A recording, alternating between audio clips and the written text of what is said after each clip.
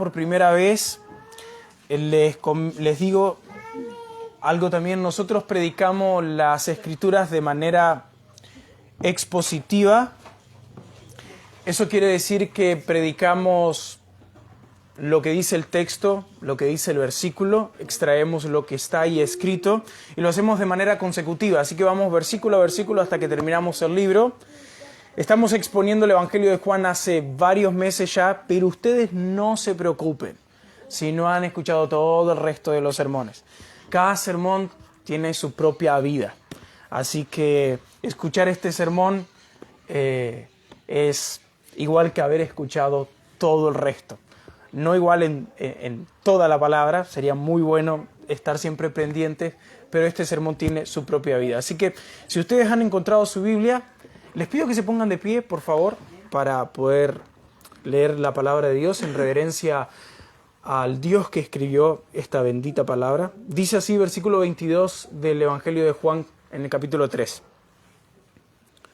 Después de esto, vino Jesús con sus discípulos a la tierra de Judea y estuvo allí con ellos y bautizaba. Juan bautizaba también en Enón junto a Salim, porque había allí muchas aguas, y venían y eran bautizados, porque Juan no había sido aún encarcelado. Entonces hubo discusión entre los discípulos de Juan y los discípulos y los judíos acerca de la purificación. Y vinieron a Juan y le dijeron: Rabí, mira que el que estaba contigo al otro lado del Jordán, de quien tú diste testimonio, bautiza, y todos vienen a él. Respondió Juan y dijo: no puede el hombre recibir nada si no le fuere dado del cielo. Vosotros mismos me sois testigos de que dije: yo no soy el Cristo, sino que soy enviado delante de él. El que tiene la esposa es el esposo. Mas el amigo del esposo que está a su lado y le oye, se goza grandemente de la voz del esposo. Así pues, mi gozo está cumplido. Es necesario que él crezca, pero que yo mengüe. Oramos al Señor. Padre, oh Dios, gracias por su palabra. Suplicamos en esta hora, una vez más en oración, háblenos, por favor, abra nuestra mente y nuestros corazones para que podamos escuchar su palabra y comprenderla. Pero coloque en nosotros, Señor, esa capacidad que solamente usted puede dar para que reaccionemos a su palabra, recibiendo a su Hijo, viviendo para su gloria. Padre, en esta mañana eso no lo puedo hacer yo. Aunque el sermón sea perfectamente predicado, solo lo puede hacer su Espíritu. Y yo creo, Señor, que su Espíritu lo hace por medio de la predicación. Y le ruego que lo haga, le suplico que lo haga. Padre, también clamo y suplico que, por favor, me ayude en mi debilidad. Su Espíritu, Señor, pueda de alguna manera empoderar al predicador, para que predique en el poder del Espíritu las verdades gloriosas de este pasaje. Y mientras, Señor, su palabra es predicada, salve, Señor. Se lo pedimos en el nombre de Jesús. Amén y amén. ¿Pueden tomar sus asientos? La fama de Jesús ha recorrido cada centímetro, cada calle y cada rincón de todo Jerusalén. Y no se ha quedado solamente en Jerusalén, sino que se ha recorrido por toda la región de Judea. Judea podemos entender como si es Concordia y Jerusalén como Benito Lejerén. Así que la fama de Cristo no es que solamente había recorrido Jerusalén, sino que toda la región de Judea. Sería difícil en este momento encontrar, aunque sea a uno, que no haya escuchado por lo menos una vez hablar acerca de Jesús. La fama de él se había expandido por todos lados. La vida escondida del Mesías, que nosotros tenemos en los evangelios solo unos breves relatos acerca de su nacimiento, su viaje a Egipto, su regreso de Egipto y un solo suceso de la vida de Jesús en su niñez a los 12 años en el templo, y nada de su adolescencia, nada de su juventud, nada de su vida adulta temprana. La vida escondida del Mesías ahora empezaba a hacerse pública. Y cuando Él sale a la luz, rápidamente se escucha de Él. En todo Israel se escucha que un nuevo maestro camina por sus calles. Pero no un nuevo maestro como los nuevos maestros que ellos estaban acostumbrados a ver. Nuevos maestros surgían siempre en Israel. Pero este era un nuevo maestro diferente, único en su clase. Un nuevo maestro diferente a todos los demás. Este nuevo maestro, gracias mi amor. Este nuevo maestro tiene la autoridad sobre todo el mundo espiritual. Él manda a los demonios y los demonios le obedecen. Él es un maestro que controla y gobierna todos los fenómenos naturales. Gobierna el viento, gobierna la tempestad, la lluvia, etc. Este es un maestro que tiene poder para hacer milagros. Él da vista a los ciegos. Él hace que los mudos hablen. Él hace que los paralíticos caminen. E inclusive Él hace que alguien que haya muerto pueda vivir. Pero un distintivo impresionante de este maestro, que tiene autoridad, y una autoridad sin igual. Cuando Él enseña y cuando Él habla, hasta los fariseos tiemblan. No hay quien pueda temblar, no hay quien no pueda temblar ante las palabras de Él. Y quien después de escucharlo no haya sentido que su corazón ha sido desnudado. Para este momento de la historia en el que nosotros estamos considerando, el mundo de Israel no está girando en torno al imperio romano. Roma era el imperio que gobernaba absolutamente todo, pero Israel en este punto no giraba en torno a Roma. Tampoco giraba en torno a Herodes, que era su rey. Y no giraba en torno a los fariseos, a los líderes religiosos. Y para sorpresa nuestra, no estaba girando en torno a la vida de Juan el Bautista. Juan el Bautista es aquel profeta de Dios que ha venido a romper con un silencio de 400 años. Dios hizo silencio a la historia, a Israel por 400 años y no les habló por medio de profeta. Y ahora Juan el Bautista es un profeta que habla en nombre de Dios, las palabras de Dios. Pero Juan ha salido del centro. El verdadero centro de la historia y el verdadero eje del universo se estaba dando a conocer. Jesús. Y no es que Israel giró en torno a la vida de Jesús en ese momento y después de su muerte se terminó. No, sino que después de su muerte y resurrección, no solo Israel, el mundo entero gira en torno a la persona de Cristo. Hay un dicho popular, ustedes lo habrán escuchado, lo habrán dicho a alguien. La tierra no gira alrededor tuyo. La tierra gira alrededor del sol. Eso nosotros le decimos a una persona cuando parece que cree que todo depende de ella, ¿no? O sea, todas las cosas se hacen porque ella lo hace. Y si se va, de repente nada tiene sentido o todo se termina. Entonces le golpeamos, le tocamos el hombro y le decimos, la tierra no gira alrededor tuyo, gira alrededor del sol. Y aunque obvio, eso es una verdad, hablando de la física, aunque una persona ha muerto por eso, no sé si ustedes sabían, que la Iglesia Católica mató a un hombre por sostener que la Tierra giraba alrededor del Sol, pero eso es otra historia. Y aunque esa es una verdad, lo cierto es que todo, absolutamente todo, gira en torno a Cristo. Él es el creador del Sol y de la tierra. Él es el que ha puesto el sol, ha puesto la tierra y ha dibujado la órbita por donde el sol, la tierra gira. Él es el creador de todas las cosas, de usted, y también es mi creador. Pero más que eso, Él es el sustentador de todo lo que ha sido creado. Si algo tiene vida hoy, si ustedes están con vida ahora, es porque Él tiene su vida en sus manos. Él le está sosteniendo. Los animales que han dejado de existir, que se han extinguido porque el Creador los ha dejado de sustentar. Él es el Creador, Él es el sustentador y Él es el centro absolutamente de todas las cosas. Todo recae siempre en el Creador. Jesús no puede ser ignorado. Jesús, de hecho, es rechazado. Y es rechazado por muchas personas. Y yo no sé si está siendo rechazado por tu corazón.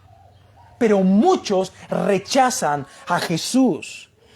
Lo que no pueden hacer es ignorarlo.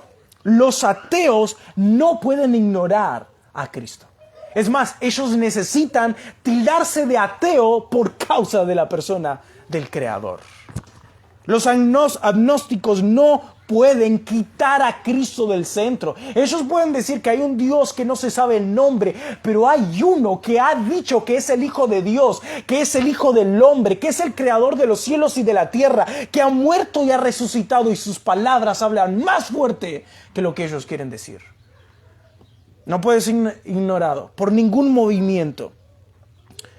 Puede ser rechazado.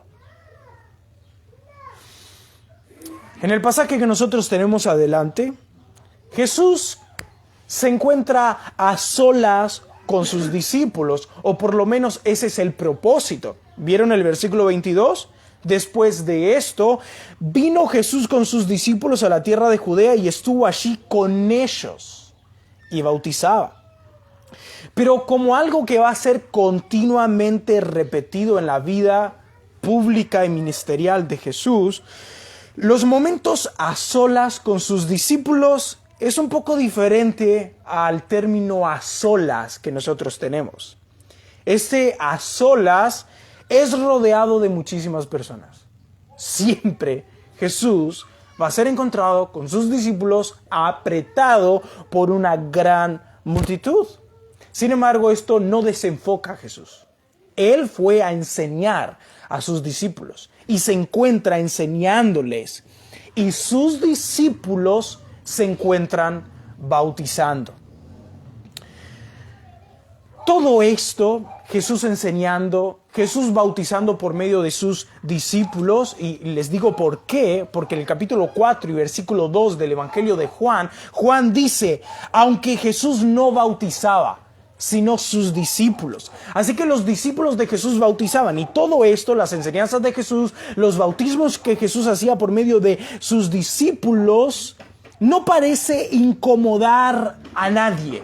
Inclusive no parece incomodar a los fariseos, que eran celosos, que les encantaba ser el foco de atención. Ellos sí se creían soles, en donde todo giraba en torno a ellos. Y cuando alguien les robaba el foco de atención, enseguida buscaban tratar de eliminarlo. Eso fue lo que hicieron con Juan el Bautista. En el capítulo 1, versículo 19, nosotros hemos estudiado que se acercaron hasta Juan el Bautista y le preguntaron si él era el Cristo con la intención de destruir su ministerio. Pero no incomoda a los fariseos. Es otro grupo de hombres que se sienten incomodados, enojados, alterados y celosos por la vida ministerial de Jesús, por la enseñanza y el bautismo que Jesús hacía por medio de sus discípulos. Todo este pasaje que nosotros terminamos de leer, pero todavía más, hasta que termine el capítulo 3, tiene su desenlace por una discusión. Si ustedes tienen sus Biblias abiertas, miren lo que dice el versículo 25.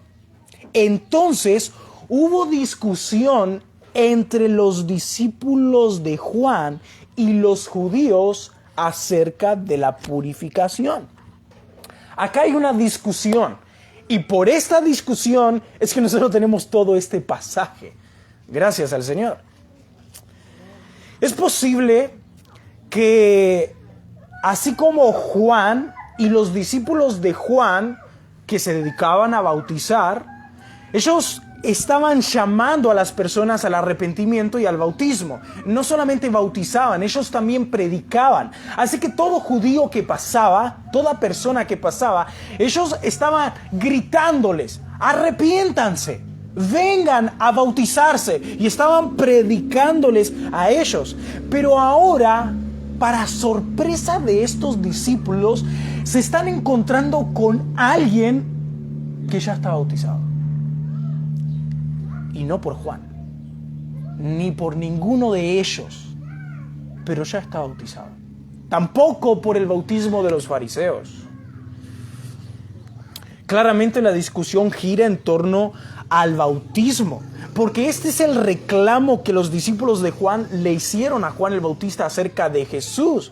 El versículo 26 dice que ellos le dijeron en la parte final: a aquel de quien tú diste testimonio, bautiza. Ese es el reclamo de los discípulos de Juan a Juan. Este hombre está bautizando. Así que la discusión tiene su centro por el hecho del bautismo. La Reina Valera traduce el versículo 25 como nosotros leemos acá, que los discípulos de Juan discutían con los judíos. Usa un término plural en ella. Pero el resto de las traducciones de la Biblia, Reina Valera no es la única traducción al español, hay muchas traducciones, y esto es una traducción. La Biblia fue escrita en griego, el Nuevo Testamento, el Antiguo Testamento en hebreo, partes en arameo. Pero el resto de las traducciones traducen esta parte en singular, que los discípulos de Juan eran un grupo, discutían con un judío. Y los teólogos y los comentaristas sugieren que esa es la mejor traducción. Así que esto se pone más interesante. Porque no es un grupo discutiendo con un grupo. Es un grupo de hombres discutiendo con un solo hombre. Es posible que este judío que nos narra Juan, el apóstol, el escritor, que no nos dice su nombre porque no es relevante el nombre de esta persona, este hombre fue hasta donde Jesús estaba. Habrá escuchado acerca de Jesús y se acercó ahí. Tal vez escuchó el testimonio de Juan el Bautista y fue hasta Jesús. Y este discípulo escuchó la enseñanza de Jesús. Y después de haber escuchado la enseñanza de Jesús acerca de la obra que él venía a hacer, el nuevo pacto, el ministerio de gracia, tal como Jesús seguramente le anunció a Nicodemo, este judío se bautiza por uno de los discípulos de Jesús. Y en esta discusión hablamos sobre el bautismo. Los discípulos de Juan observaron en la discusión con este judío que la purificación que anunciaba Jesús era indudablemente mejor. Porque si hay algo que interesa a un judío es acerca de la purificación. Dios ha hablado en el Antiguo Testamento continuamente acerca de la purificación. Hay leyes sobre la purificación. El hombre, Dios daba a entender al hombre que estaba sucio, inmundo, y tenía que hacer un montón de cosas para estar puro ceremonialmente, para poder acercarse delante de la presencia de Dios puro. Pero el bautismo de Juan no tenía el propósito de purificar a nadie. Hemos visto la semana pasada que el bautismo de Juan era un llamado a las personas que reconozcan que no podían cumplir la ley de Dios. Y era un llamado a que se arrepientan por no haber cumplido la ley de Dios. Y después de esto, que abran sus corazones y estén preparados para recibir al Mesías que traía la purificación, que es el ministerio del nuevo pacto. Pero el bautismo de Jesús sí refleja eso, que una persona está pura. Así que el bautismo que Jesús decía era indiscutiblemente mucho mejor que el bautismo que ellos aplicaban. No tenían discusión. Claramente ellos pierden esta discusión. Ustedes pueden notar cómo llegan hasta Juan enojados. Llegan enojados porque han perdido la discusión. El bautismo que Jesús hacía por medio de sus apóstoles era mejor. Pero no solamente era mejor, sino que estaba teniendo un éxito mayor. Y eso sí ofende a estos discípulos. Eso sí los altera. Ellos dicen en el versículo 26, en la última parte, si ustedes ven ahí, dice que le dijeron a Juan el Bautista y todos vienen a él. Pero a mí me encanta cómo la Nueva Traducción Viviente lo dice. Dice así, que los discípulos de Juan le dijeron a Juan, y todos van a él en lugar de venir a nosotros. Estos hombres estaban celosos. Y obviamente, hermanos, esto es una exageración. No es que todo Israel estaba yendo a Jesús, porque eso no era así. Y no es que todos iban a Jesús y nadie iba hasta Juan, porque claramente el texto dice en el versículo 23, Juan bautizaba también en Enón. Así que Juan estaba bautizando ahí. Pero esto es una exageración. Ellos claramente están dando a entender que hay una multitud mucho mayor que va hasta Jesús. Pero este rumor exagerado de estos discípulos se expande rápidamente. Ya no son ellos los que piensan esto, sino que toda persona lo tiene en boca. El capítulo 4 empieza así. Cuando pues el Señor entendió que los fariseos habían oído decir, escuchen, no es que los fariseos decían, ellos habían escuchado decir por el pueblo, Juan hace y bautiza más discípulos que Juan. Este rumor se corre rápidamente y estos discípulos están preocupadísimos. Preocupadísimos. Al no poder ganar la discusión y ver que el bautismo de Jesús es muchísimo mejor por lo que refleja, no divorcien esa palabra, por lo que refleja. Estos discípulos de Juan el Bautista no pueden ver otra cosa más que el fin de su ministerio y su popularidad. Ellos ven las masas acudiendo hasta Jesús y ellos están viendo el fin de su ministerio. Es entonces que desesperados acuden a su maestro, Juan el Bautista. El texto, el versículo 26, muestra una desesperación en estos hombres. Vienen hasta Jesús, iba a decir, hasta Juan el Bautista desesperados. Vamos a volver a leer el texto. Y vinieron a Juan y le dijeron, Rabí, mira que el que estaba contigo al otro lado del Jordán, de quien tú diste testimonio, bautiza y todos vienen a él. No podemos minimizar lo que pasa acá. Para nada. Ellos están haciendo responsable a Juan el Bautista de esto. Y lo hacen cargo de estar perdiendo la popularidad y el seguimiento de discípulos por lo que Juan ha hecho con Jesús. El enojo no recae solamente en que están perdiendo seguidores, en que el bautismo de Jesús refleja algo mucho mayor que el bautismo que ellos dan, sino que el enojo recae sobre alguien. El enojo recae sobre Juan, su maestro. Y el reclamo va en dos direcciones específicamente. Y ellos buscan con estos dos reclamos una conclusión específica. En primer lugar, el reclamo que dirigen a Juan es este.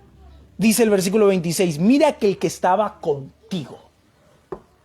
Ustedes ven la particularidad en el texto, el que estaba contigo, el que tú diste testimonio, el que estaba contigo. Ellos estaban haciendo cargo a Juan, le estaban diciendo, fue alguien que tú bautizaste. No fuimos nosotros. Nosotros no tenemos nada que ver. Nosotros no lo trajimos acá. Fuiste tú el que estaba contigo y lo bautizaste. Se distanciaron ellos tanto de la persona de Jesús que prefirieron ni siquiera nombrarlo. Ellos sabían quién era Jesús, ellos sabían su nombre. Ese judío que estaba hablando con ellos le había dicho Jesús, de quien dio testimonio su maestro, aquel carpintero, hijo de José, hijo de María, de Nazaret. Él es el que me ha dicho esto, él es el que ha enseñado esto y han sido sus discípulos los que me han bautizado. Pero ellos no quieren nombrar a Jesús. Ellos intencionalmente no nombran el nombre de Jesús. Les sería una ofensa. Prefieren hablar lejanamente. Mira que el que estaba contigo, el que tú diste testimonio, ese fulano, se distancian. De esa manera hacen igual que Pilato, se lavan las manos. Yo no tengo nada que ver con Jesús. En segundo lugar, le dicen de quién tú diste testimonio. Esto es responsabilidad de Juan. Están haciendo responsable a Juan por repetición. Que le caiga en ficha es él. Fuiste tú el que decidiste hacerlo grande. Fuiste tú el que abrió su boca y habló bien acerca de él. Y por las palabras que dijiste, cautivaste a las personas para que ahora vayan hasta él y dejen de venir a nosotros. Ellos no estaban contentos con el testimonio que Juan había dado acerca de Jesús. Pero no solamente que no estaban contentos, no les interesaba en lo más mínimo el testimonio que Juan había dado acerca de Jesús. Estos hombres estaban celosos.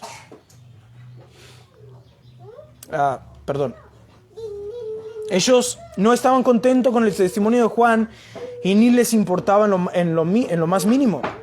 Pero estos hombres, después de haberle hecho el reclamo a Juan, de haberle insistido, es tu responsabilidad, fuiste tú diste testimonio, estaba contigo, ellos esperaban que cuando Juan escuchara esto de su boca se irritara. Hubiese dicho, ay, ¿qué fue lo que hice? Bueno, vamos a arreglar un poquito las cosas. Vamos a cambiar un poco el testimonio de Jesús. Vamos a traer un poco testimonio para nosotros. Pero se encontraron con una sorpresa terrible. Lo que ellos le estaban diciendo a Juan era la mejor noticia que Juan podía escuchar. Lejos de enojarse, Juan se llena de gozo. No hay nada que moleste más que cuando uno está diciendo algo que de verdad le duele, que de verdad le importa, al otro le cause gracia. Que inclusive que el otro se sienta feliz por eso. Eso nos irrita. Así que yo me imagino que cuando vieron la sonrisa en Juan, estos discípulos no sabían qué hacer. Estos hombres estaban celosos, muy celosos. Y su celo es producto de ignorar dos grandes verdades que Juan las sabía muy bien y que se las iba a enseñar. Hermanos, sepan una cosa, amigos. La actitud de estos discípulos de Juan no es diferente a los de los fariseos. Seguramente estos discípulos de Juan habían deseado la popularidad y el triunfo de los fariseos. Solo que ellos no eran fariseos porque no tenían el nivel económico que tenía un fariseo. Pero ellos envidiaban su popularidad. Ellos envidiaban que en las calles le llamaban rabí, rabí. Ellos envidiaban que las personas miraban a los fariseos y sentían un sentido de adoración hacia ellos. Ellos querían eso, pero nunca habían podido lograrlo. Pero Juan, un hombre pobre, un hombre que venía del desierto, que no tenía riqueza, pero que ahora ganaba fama, era la oportunidad, era el anzuelo perfecto para que ellos salgan a la fama. Pero Juan sabía dos cosas. Juan sabía algo que ellos no sabían y se los va a enseñar. En primer lugar, de quién provienen todas las cosas. Y en segundo lugar, ¿para quién son todas las cosas? Estos hombres estaban celosos de Jesús. Estos hombres estaban celosos de la popularidad de Jesús. Ellos estaban celosos de que Jesús se haya dado a conocer y de que su nombre estaba en boca de todas las personas. Ellos estaban celosos del evangelio, de la buena noticia que Jesús estaba comunicando y enseñando. Ellos estaban celosos de Dios, porque habían escuchado el testimonio de Juan de que Jesús es el Hijo de Dios. Esto es lo que Juan ha dicho en el capítulo 1, versículo 34. Y yo le vi y he dado testimonio de que este es el Hijo de Dios. Y ellos están celosos de Dios. Pero esta actitud de celo hacia la persona de Jesús no es solamente en el corazón de los discípulos de Juan y en el corazón de los fariseos. Esto se ha propagado y ha llegado hasta nuestros días. La iglesia en el día de hoy también se siente muy celosa de la persona de Jesús. Y voy a repetirlo una vez más. La iglesia hoy en día se siente muy celosa de la persona de Jesús. A muchos lugares que se llaman iglesia les irrita de tal manera que todo tenga que girar en torno a la persona de Jesucristo y que todo tenga que tener su base en la palabra de Dios y que todo absolutamente sea para Él. Muchos hombres en el día de hoy están celosos porque les encantaría que la iglesia ronde en torno a ellos. Y es por eso que vemos muchas iglesias que la iglesia ronda en torno no a la persona de Cristo, sino a la persona del pastor. Es ahí el celo. No gira en torno a la palabra de Dios, sino que gira en torno a sus revelaciones, a su filosofía, a su estilo de pensamiento. Y no es para él, es para ellos. Ellos quieren la devoción de los cristianos. Ellos quieren la obediencia de los cristianos. Ellos quieren que le rindan a Él todas las cosas. Les irrita que todo lo que tengan que hacer sea dirigido para Cristo. No soportan que el sermón tenga que ser cristocéntrico y bibliocéntrico. ¿Cómo es que Cristo tiene que ser el centro de mi sermón, el centro de mi pasaje? ¿Cómo es que Él tiene que ser predicado, hablado, anunciado, repetido? ¿Cómo es que tengo que predicar lo que dice la Biblia? ¿Por qué no puedo empezar con una historia, con un chiste? ¿Por qué no puedo empezar diciendo algo que pasó y hablar algo de filosofía, algo de humanismo? ¿Por qué todo tiene que ser la Biblia? ¿Por qué todo tiene que ser Cristo? Celosos de Dios. Y ellos quieren ser el ombligo del mundo, como dicen algunos. No toleran que Cristo sea la cabeza de la iglesia. Ellos la quieren ser. Ellos quieren ser monarcas, príncipes, jefes. Queridos, si hay algo que ustedes tienen que recordar de este sermón, recuerden esto. El evangelio no da vuelta en torno a nosotros. El evangelio ronda en torno a la persona de nuestro Señor Jesucristo.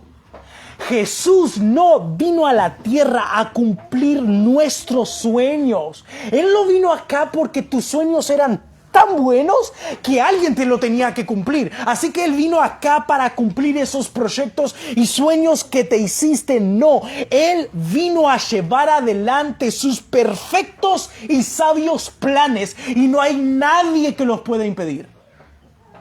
Él va a cumplir su voluntad. Él va a cumplir su plan, su perfecto plan.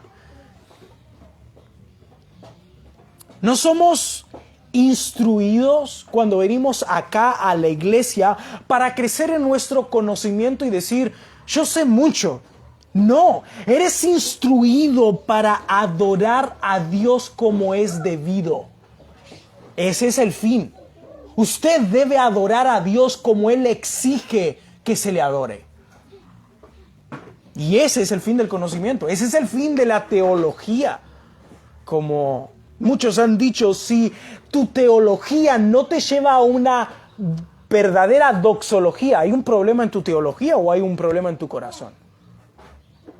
Porque el conocimiento de las Escrituras debe llevar a alabar y glorificar a Dios por lo que Él es y como Él demanda que se le adore. No venimos a la iglesia para que nos sirvan. No venimos a este lugar para que se nos atiendan como reyes, sino que no gira la iglesia en torno a nosotros. Estamos acá para servir a Dios y para servir a nuestros hermanos. Yo estoy acá para servirles a ustedes. Y ustedes están para servir a otros hermanos. Y estamos para servirnos unos a los otros y juntos servir a Dios. El culto no es una productora barata donde podemos promocionar los talentos musicales. En la iglesia me dan la oportunidad, me dan el micrófono, me dan la guitarra y yo muestro la capacidad que tengo para cantar y así me hago conocido. No, la plataforma no es el lugar donde poder desarrollar nuestro potencial. Este no es el lugar. La ofrenda no es un lugar seguro de apuestas donde nosotros nos vamos a hacer ricos y prósperos. No, las ofrendas son para Dios y para el avance de su reino. La iglesia no es tu empresa donde ustedes se puedan volver grandes, jefes, prósperos y conocidos. Esto gira en torno a Cristo. Esto gira en torno a Él. Estos hombres estaban celosos del éxito de Jesús. Como he dicho anteriormente, el éxito de Jesús era la ruina total de ellos. Y así están muchos hoy en día. Que una iglesia se convierta en una iglesia de sana doctrina, que una iglesia se convierta en un lugar donde se adora y se alabe verdaderamente a Dios, es la ruina de su popularidad y la ruina de su éxito ministerial. Entonces, Juan va a enseñarles a estos hombres estas dos verdades en él mismo. En primer lugar, Juan enseña de quién provienen todas las cosas. Versículo 27. Respondió Juan y dijo: no puede el hombre recibir nada si no le fuere dado del cielo. Juan el Bautista sabía muy bien que la fama y el éxito de su ministerio jamás habían dependido de él. No dependían de su mente brillante, de cómo hacer efectivo el mensaje y de cómo propagarlo de una manera mucho más atrapante. Tampoco el éxito de su ministerio se reflejaba en su aspecto raro, porque Juan el Bautista se vestía de manera muy rara. Se vestía con una ropa hecha de pelo de camello y comía miel silvestre, langostas y miel silvestre. Ahí iba. No dependía de ello. Él sabía muy bien. El éxito no dependía del don que él tenía. No era producto de buenos genes. Es que él nació en una buena familia, con un hombre que tenía un buen carisma, una buena personalidad, y eso se le pegó. Ni siquiera el éxito de Juan era producto de un trabajo duro. No. Dios se lo había concedido. Dios se lo había dado. El hombre no puede recibir nada si no le fuere dado del cielo. Que todavía nosotros estemos bautizando, podría decirle Juan a sus discípulos, o inclusive que nosotros estemos vivos cuando Él ya apareció públicamente, porque ya no funcionamos nosotros. Es porque Él nos está concediendo que sigamos vivos y que sigamos bautizando. Y yo le pregunto en esta hora, ¿usted cree eso que Juan está diciendo ahí? ¿Usted cree lo que dice el versículo 27, que todo lo que el hombre recibe, lo recibe del cielo? ¿Cree que todo lo que tiene no depende de lo que usted fue, de lo que usted es o de lo que usted logró convertirse? ¿Cree que todo lo que tiene le fue dado? Si cada una de esas cositas que usted tiene en su mano y de que usted posee en su interior le ha sido dado por Dios. Pablo dice en 1 Corintios capítulo 4 versículo 7, porque ¿quién te distingue?, le pregunta Pablo a la iglesia. ¿Qué tienes que no hayas recibido? Y si lo recibiste, ¿por qué te glorías como si no lo recibiste? ¿Por qué vivís y enfrentás la vida como si todo lo que tenés lo tenés porque lo lograste con tu fuerza, porque lo lograste con tu empeño? Eso lo recibiste de Dios. ¿Qué tiene usted en su mano? ¿Qué tiene usted en su casa? ¿Tiene usted dones? ¿Tiene usted talento? ¿Tiene usted capacidad? ¿Tiene usted influencia? ¿Tiene usted posición? ¿Tiene usted prosperidad? Todo eso Dios se lo dio. Y aunque Dios se lo dio, Él sigue siendo el dueño de eso que le dio, porque se lo prestó. Es de Él. Él se lo dio. Ahora, si Él nos dio las cosas, todo lo que tenemos, no solamente la vida, no solamente el aire, no, Él nos dio todo. La casa, el trabajo, la familia, todo nos dio el Señor. ¿Para qué? ¿Para qué Dios nos da todas estas cosas? Si Él le dio talentos, no es para que usted reciba gloria por eso. No es para que usted sea conocido por el talento que usted tiene. Si Dios le dio salud, ¿es para que la derroche en una mala vida, teniendo un mal comportamiento? Si Dios le dio hijos, ¿es para que los críe según sus criterios, sus principios, sus caprichos? ¿Para qué el Señor le dio? Todo lo que Dios da tiene el propósito de retribuirse a Él con gloria. Todo lo que Dios le da a un hombre es para que le sirva a Él, a la causa de su reino. Es para eso que Dios le dio lo que usted tiene. Si Dios le ha dado prosperidad a un hombre, es para que Él sirva con su prosperidad a otros. Esto es lo que dice 1 Juan capítulo 3 versículo 17. Pero el que tiene bienes de este mundo y ve a su hermano en necesidad y cierra su corazón contra él, ¿cómo mora el amor de Dios en él? Inclusive los hombres ricos, Dios no le dio las riquezas para que ellos disfruten la vida de una manera que los otros no pueden disfrutarla. Él la ha dado para que ellos administren sus bienes, dándole a aquellos a quienes no tienen. Pablo dice en Romanos capítulo 6, capítulo 12, versículos 6 al 8, dice esto: Dios nos ha dado diferentes dones, según lo que Él quiso dar a cada uno. Por lo tanto, si Dios nos ha dado el don de profecía, dice Pablo, hablemos según la fe que tenemos. Si nos ha dado el don de servir a otros, sirvámosles bien. El que haya recibido el don de enseñar, que se dedique a la enseñanza. El que haya recibido el don de animar a otros, que se dedique a animarlos. El que da, hágalo con sencillez. El que ocupa un puesto de responsabilidad, desempeñe su cargo con todo cuidado. El que ayuda a los necesitados, hágalo con alegría. ¿Para qué el Señor le dio las cosas? No es para que empiece en usted, sea por medio de usted y termine en usted. Pedro tiene el mismo pensamiento en 1 de Pedro capítulo 4 versículo 10 y 11. Dice así: cada uno según el don que ha recibido, ministrelo a los otros, como buenos administradores de la multiforme gracia de Dios. Si alguno habla, hable conforme a las palabras de Dios. Si alguno ministra, ministra conforme al poder que Dios da, para que en todo sea Dios glorificado por Jesucristo, a quien pertenece la gloria y el imperio por los siglos de los siglos. Amén. Por eso el Señor le dio lo que usted tiene.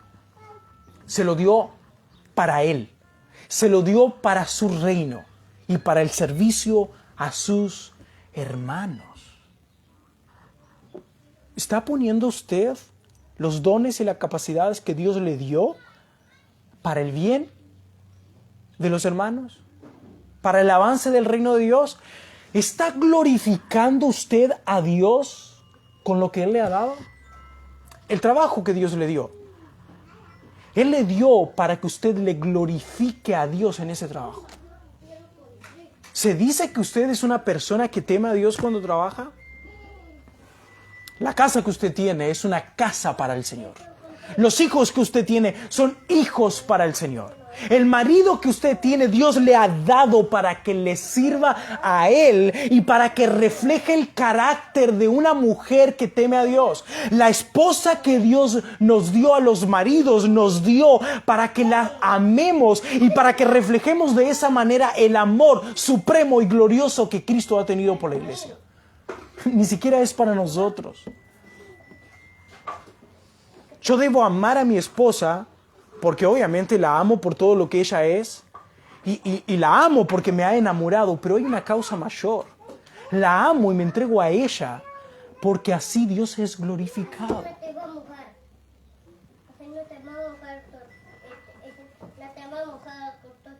En segundo lugar, Juan el Bautista enseña para quién son todas las cosas. Aunque ya hemos dicho bastante sobre esto. Versículo 28 y 29. Vosotros mismos me sois testigos que os dije, yo no soy el Cristo, sino que soy enviado delante de Él. El que tiene la esposa es el esposo, mas el amigo del esposo que está a su lado y le oye, se goza grandemente de la voz del esposo. Así pues, mi gozo está cumplido. Juan tenía una meta en su vida. Juan tenía un propósito designado por Dios, no por él, sino que designado por Dios. Y cumplir el propósito por el cual Dios había permitido de que Juan nazca y sirva, era el gozo de este fiel. El gozo de este fiel Juan radicaba en cumplir la meta que Dios le había dado. Dios le había dicho a Zacarías que el hijo que iba a tener era aquel que iba a ir delante del Mesías e iba a abrir el camino. Y dos cosas quiero decir con esto. En primer lugar, Juan fue lo que Dios dijo que iba a hacer. Juan jamás se pudo resistir a eso. En ese punto queda arruinado el libre albedrío. Juan nunca hubiese podido decir en su vida, no quiero hacer eso. No, Dios lo había elegido para hacer eso e hizo lo que Dios había dicho que iba a hacer. Pero en segundo lugar, cumplir eso era el gozo más grande de Juan. Era el gozo más grande de un fiel. La vida de Juan consistía en una cosa: dar testimonio acerca del Mesías. Su vida era para Dios. La vivió para Dios. Y cumplió así su mandato. Él da un ejemplo del esposo. Simplemente quiero hacer corto esto. Hay algo de tradición acá. Cuando él da el ejemplo del esposo, él dice, el que tiene la esposa es el esposo. Pero el amigo del esposo se goza cuando ve que el esposo tiene a la esposa. ¿Qué quiere decir esto? Bueno, el amigo del esposo en esa tradición era el encargado de todo el casamiento. Él se encargaba de la celebración, él se encargaba de preparar el lugar, la cámara donde iban a estar el esposo con la esposa. Él se encargaba de todo y él traía a la esposa hasta el esposo. Pero ¿usted cree que el amigo del esposo, después de que entrega a la esposa al esposo, va a pretender que ahora todos lo aplaudan a él, se queden admirados con él? No, todo el mundo está mirando a la pareja de casados. Son la atención. Y cuando el marido y su mujer entraban a la cámara, él no podía pretender seguir siendo el que estaba con la esposa.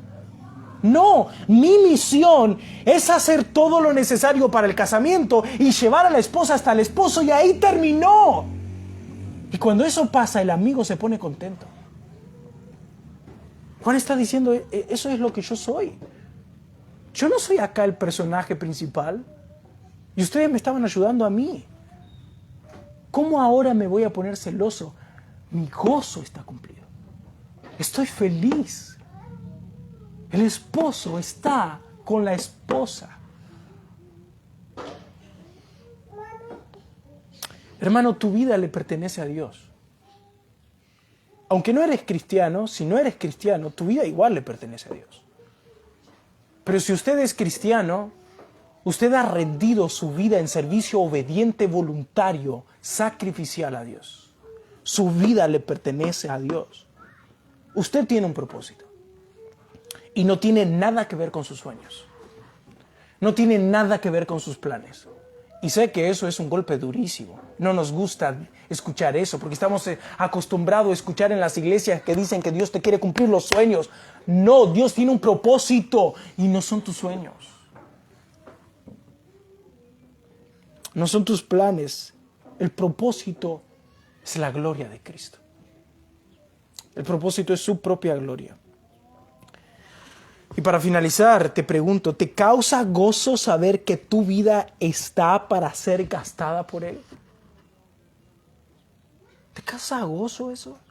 Cada vez que te gastas por el Señor, que entregas tu energía, tu vida, que has renunciado a todo y ves que Cristo está siendo glorificado, eso te causa gozo. Aunque estés perdiendo todo el resto.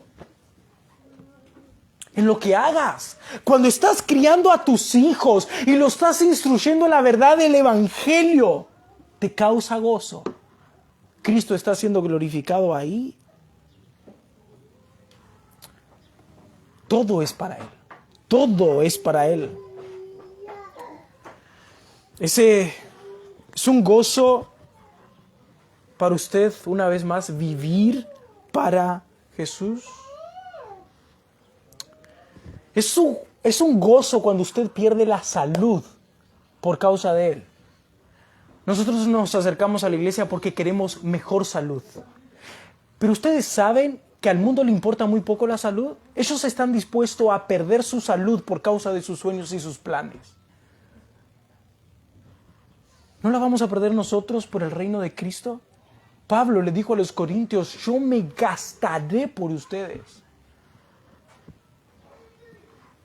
¿Es ese tu gozo? Gastarte por el Señor, entregar todas tus fuerzas, tus energías, entregar toda tu vida por causa de Él, para Él. ¿O todavía su gozo está puesto en alguna de las cosas de este mundo? ¿O para usted todavía el gozo radica en cuando usted tenga una mejor casa? En cuando ustedes tengan un mejor trabajo, en cuando ustedes tengan un auto. Ah, no, ahí sí yo voy a ser gozoso. ¿Todavía su gozo está puesto ahí? ¿O su gozo está puesto en aquel que ha sido crucificado, muerto, resucitado, ascendido al cielo, que es digno de la gloria, la honra, la alabanza para siempre?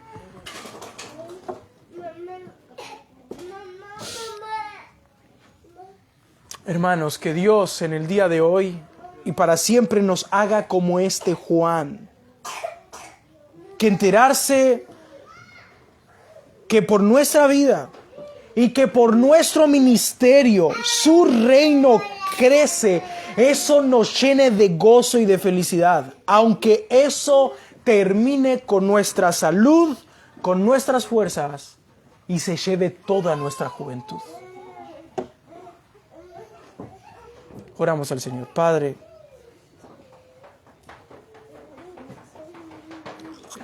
gracias.